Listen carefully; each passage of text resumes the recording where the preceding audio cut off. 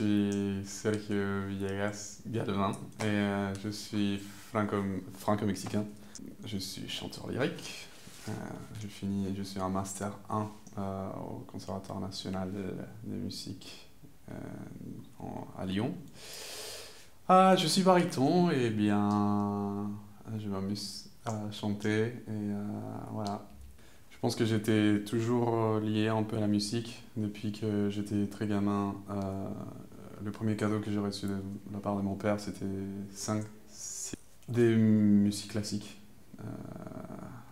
Donc à partir de ce moment-là, j'entendais de temps en temps la musique classique. Donc c'était mon petit univers à part que personne ne comprenait.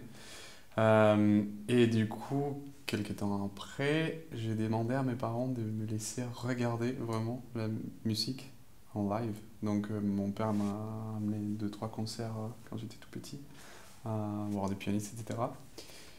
Après, se sont passées des années, je voulais jouer la batterie, ma mère elle m'a dit non, tu fais trop de bruit avec ça. Donc j'ai toujours voulu faire de la musique, mais jusqu'à que je grandisse un tout petit peu plus, j'ai pu avoir l'occasion. Donc j'ai commencé avec la guitare classique. Et quelques mois plus tard, j'ai rencontré un prof de chant qui m'a donné vraiment l'envie de m'aventurer sur le monde de l'opéra.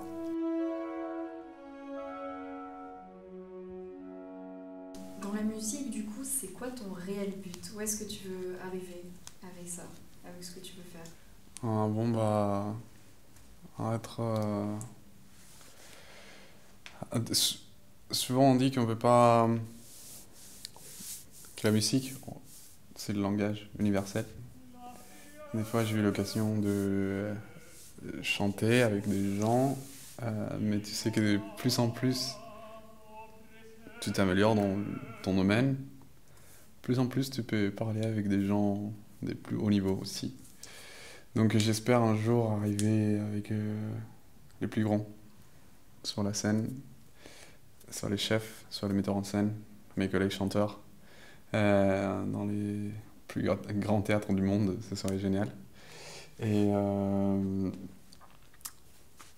et du coup, ça c'est le cliché du chanteur, bien sûr, mais j'aimerais énormément faire de la belle musique. Offrir de la belle musique? Faire de la belle musique. Euh,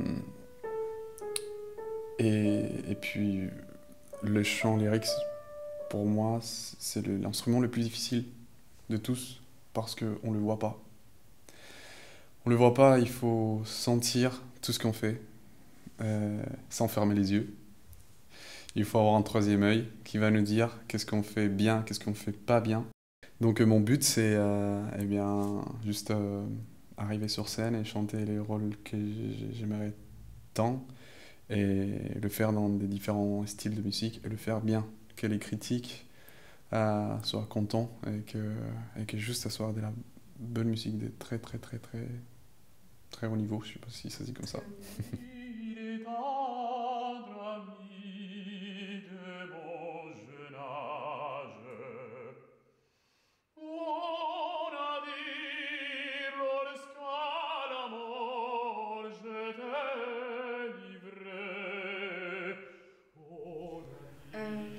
Est-ce que c'est vrai que on peut dire que c'est un métier qui, enfin, il n'y a pas beaucoup de gens dans le monde qui veulent faire ça, peut-être, qui veulent devenir, qui veulent aller aussi haut.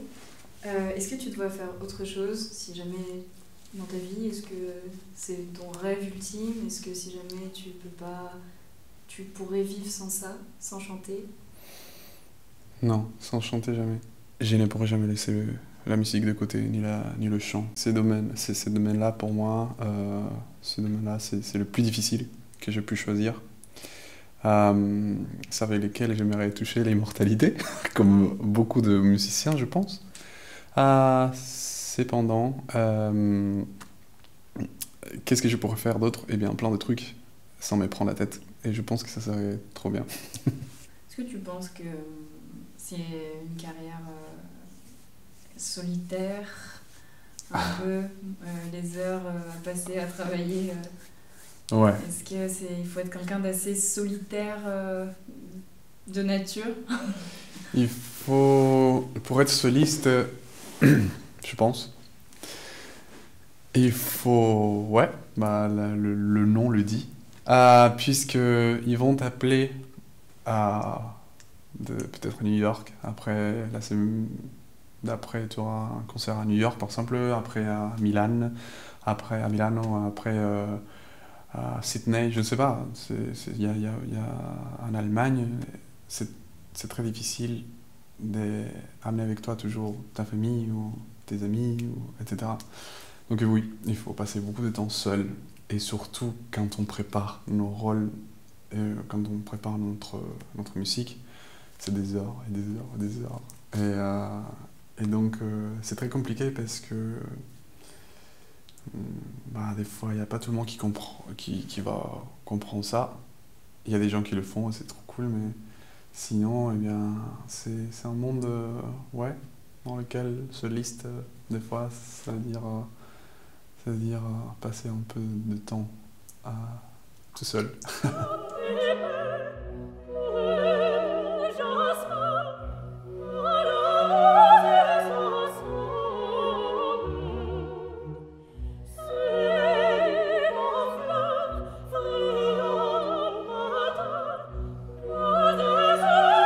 Qu'est-ce que tu penses de ça? Tu penses qu'aujourd'hui les gens choisissent la facilité? Est-ce que ce que tu veux faire par exemple c'est un parcours qui est plus compliqué qu'un un autre métier qui n'est pas artistique?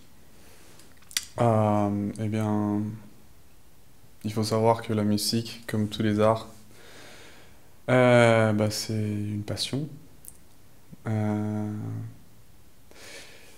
mais je ne suis pas d'accord quand les gens se disent, eh bien, tu vis de ta passion, parce que n'importe quel domaine ou quelle profession peut être la passion de quelqu'un, n'importe. Si quelqu'un décide d'être le meilleur avocat du monde, eh bien, peut-être il pourra le faire en connaissant tout ce qu'il faut connaître, et peut-être qu'il va aimer ça comme moi j'aime la musique, tu vois. Tu as quand même sacrifié des choses pour vouloir pour vouloir faire ce que tu fais, être là, tu as quitté ton pays. Mon pays, j'ai quitté. Raconte-nous un peu ça. J'ai quitté. Alors, c'est trop drôle parce que j'ai quitté la facilité. Au Mexique, à 17 ans et demi, 18 ans, j'ai commencé à donner des cours de chant, donc j'ai commencé à gagner bien. Ce qui, pour moi, c'était top pour avoir 18 ans, être déjà dans le chant professionnel, avoir des petits rôles dans des opéras. Qu'est-ce que c'est pour lequel je me bats aujourd'hui en Europe. Et que ça fait déjà 5 ans que je me bats pour ça, mais euh, j'ai laissé tout ça. J'ai laissé mes amis, j'ai laissé ma famille, parce que justement, je savais que les choses grandes n'arrivent jamais de la manière la plus facile. Et sans parler, bien sûr, les sacrifices de te mettre à table pendant des heures et apprendre tous tes rôles par cœur dans des langues différentes. Et à venir prendre des cours dans des CNSM, ou des CRR, des établissements de très haut niveau, euh, pour apprendre à bien prononcer l'italien, pour apprendre à bien prononcer le français, l'allemand, traduire chaque mot. C'est passionnant, mais en même temps c'est très difficile.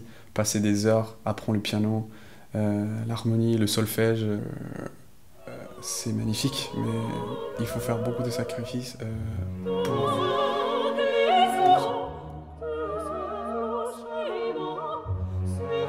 Qu'est-ce que tu trouves beau dans la musique? Qu'est-ce qui te fait rêver? Pourquoi ce petit plus? Eh bien, même si tout ce que je viens de dire, ça pourrait sembler un peu compliqué, un peu pas pour tout le monde. Euh, Justement, il y a ça. On, on sacrifie des choses, mais on gagne des autres choses, des choses magnifiques, des rencontres, de, de- des histoires. En fait, le chanteur, c'est comme les comédiens. Il n'y a pas que le chant qui nous intéresse. Non, le chanteur d'opéra, c'est présent dans des théâtres. Ça veut dire que on doit jouer et on doit faire ressentir au public euh, l'histoire qu'on est en train de raconter. Et ça, c'est magnifique. C'est le rêve parfait, en fait. C'est la formule parfaite. Chanteur plus comédien égale à chanteur lyrique, peut-être. Et C'est aussi être incarné des personnages comme au théâtre ou tout au à fait. cinéma. Et ce qui est beau, c'est qu'il y a plein d'univers. Il y a plein de compositeurs. Il y a plein des histoires. Il y a... Dans l'opéra, tu peux avoir la même histoire, mais dans des différentes périodes ou avec des différents compositeurs. Donc ça, c'est génial. Et le chant, c'est l'instrument le plus incroyable qu'on peut dire pour parler de la séduction. Dans tous les cas, essayer de séduire ton public. Le chant, pour moi, c'est une remise en question. Tout le temps. C'est l'évolution. Toujours. Pas seulement de nous comme personnes, mais aussi avec nos personnages, avec notre musique. Donc, plus tu fais des efforts pour que le travail soit fait, pas seulement le travail professionnel, hein, mais le travail personnel, musical, théâtral, eh bien, il y aura toujours quelqu'un qui va te dire c'est pas bien encore, il faut encore aboutir au, oui, quelque chose de plus précis. On se rend compte qu'on finit jamais de grandir et d'apprendre. La musique, pour moi, ça a été toujours ça. On apprend et on n'arrête jamais d'apprendre. Pas seulement la musique, mais l'art en général. Donc c'est aussi beaucoup de doutes, beaucoup de chutes. Il faut profiter. Ce n'est pas parce que on est en train de voler qu'on va oublier qu'on peut se faire mal si on tombe. Cependant, c'est très beau d'oublier, ou pas d'oublier, mais d'être conscient qu'on peut tomber, bien sûr, mais faire le nécessaire pour maintenir cet équilibre. Donc c'est prendre des risques, en fait. C'est prendre des risques, c'est de se mettre face à centaines de personnes, milliers de personnes, et chanter, c'est prendre des risques. Mais c'est sublime. C'est sublime si on est conscient de ce qu'on fait. Donc c'est pour ça que moi j'ai beaucoup aimé cet univers-là. On doit analyser chaque chose qu'on dit. On doit dessiner chaque mot qu'on dit. C'est sublime, c'est juste très passionnant. Et donc voilà, on peut pas demander moins de la musique. Ok.